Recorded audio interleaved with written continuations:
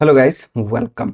Styling इन React native app. अगर आपको app में स्टाइलिंग करना है तो वो हम लोग किस तरह से कर सकते हैं, चलो उसको पहले समझते हैं स्टाइलिंग को, एंड देन उस पर हम लोग एग्जांपल से भी देखेंगे। ठीक है, ओके।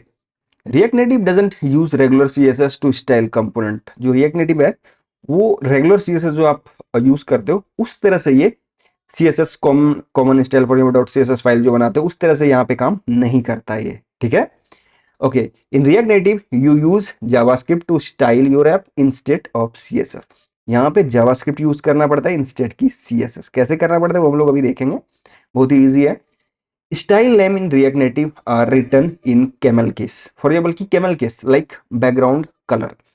नॉर्मली हम लोग CSS में कैसे लिखते हैं, बैकग्राउंड हाइफन कलर, लेकिन यहाँ पे आपको इस तरह से कुछ कैमल केस में देना पड़ेगा। ठीक है, जहाँ पे भी हाइफन लगता है वहां पे कैमल केस, इस तरह से सी में वहां पे कैपिटल हो जाएगा। ठीक है, okay. Style name in React Native are written in camel case like background colour instead of background colour. जैसे कि मैंने आपको बताया कि नॉर्मली हम लोग सीएसएस में किस तरह से लिखते हैं, बैकग्राउंड हाइफन कलर।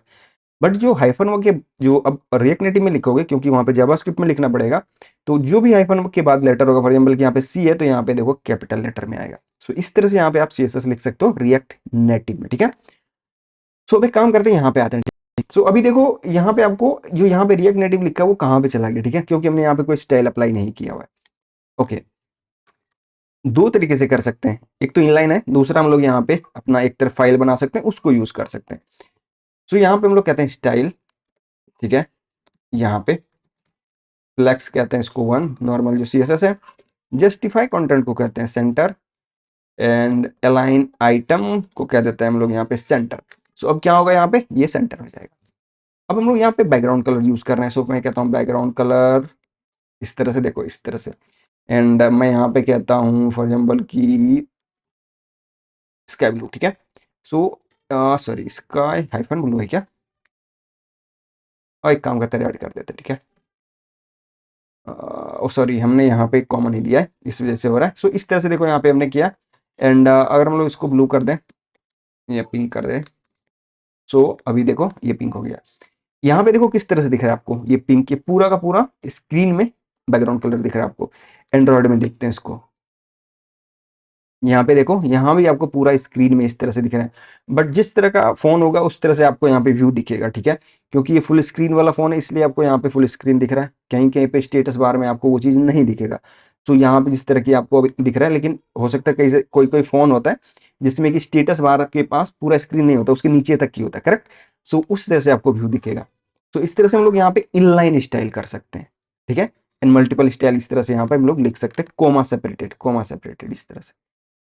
अब दूसरा तरीका है कि आप यहाँ पे लिखो। अब देखो अगेन हमें इसके लिए अगर लिखना होता तो सिंपल हम लोग यहाँ पे भी लिख देते हैं। ठीक है, सो मैं कहता कलर, एंड मैं कहता इसको रेड, तो यहाँ पे ये कलर रेड हो जाएगा। तो इस तरह से आप हर एक एलिमेंट में जा जाके स्टाइल लिख सकते हो, उसको हम लोग बोलते हैं क्या, inline style. But inline style अगर आपको लिखना पड़ेगा तो अगर ज्यादा बड़ा यूआई है तो वो एक सही चीज नहीं है, करेक्ट। सो अगर हम लोग यहाँ पे इसको हटा देते हैं, ठीक है, मैं इसको हटा देता हूँ यहाँ से, इसको भी हटा देते हैं। ठीक है, हम लोग यहाँ पे कहते हैं const styles is equal to, ये स्टाइल एपीआई हम लोग यूज करने वाले हैं। ठीक है, स्टाइल एपीआई। सो मैं कहता हूँ स्टाइल डॉट क्रिएट। ठीक है, यहाँ पे सो मैं यहाँ पे कहता हूँ फॉर एग्जाम्पल कि मैं कहता हूँ कंटेनर। ठीक है, फ्लेक्स कह देते हैं इसको वन, जस्टिफाई कह देते हैं इसको सेंटर, अलाइन आइटम्स को भी सेंटर, एंड बैकग्राउंड कलर को पिंक। सो अब यहाँ पे आपको अगेन वो सेम ही चीज अप्लाई होता हुआ दिखेगा, अभी नहीं दिखेगा क्योंकि हमने ये स्टाइल किसको असाइन किया, इस वेरिएबल को, इसको हमें यूज करना पड़ेगा।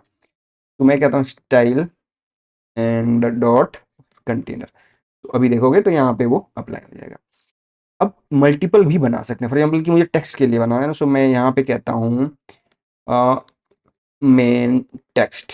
ठीक है, इस तरह से कलर मैं कहता हूँ उसको रेड।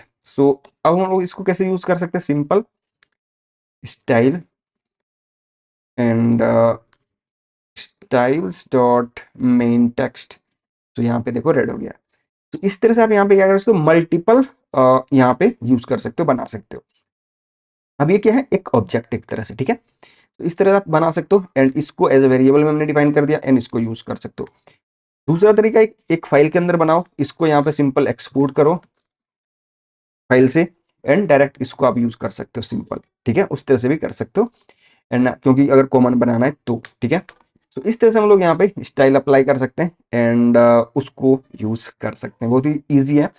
ज़्यादा डीप में हम लोग नहीं जाने वाले हैं सीएसएस में, बट हाँ इस तरह से हम लोग सीएसएस अप्लाई कर सकते हैं। उम्मीद करता हूँ आपको ये समझ आया होगा। मिलते हैं इस नई वीडियो में, थैंक्स फॉर वॉचिंग।